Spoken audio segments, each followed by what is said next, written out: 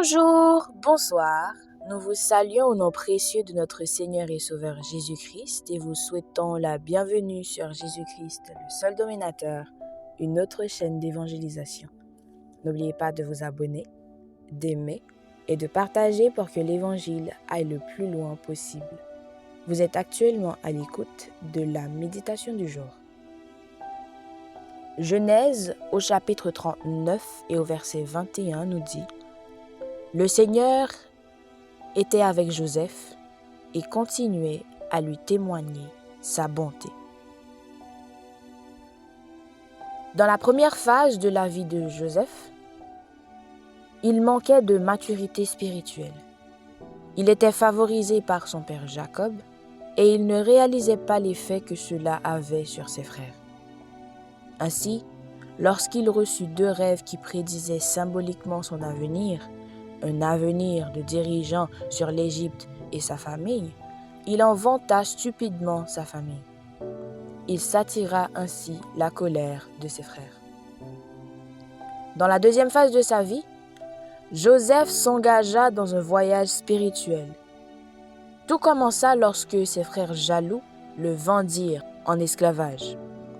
Bien que sa vie fût dure et difficile, elle fut aussi positive. C'était positif car c'est là, dans la maison de Potiphar et en prison, qu'il apprit ce qu'il aurait besoin de savoir pour l'avenir. Dans la troisième phase, Joseph atteignit l'accomplissement de sa destinée.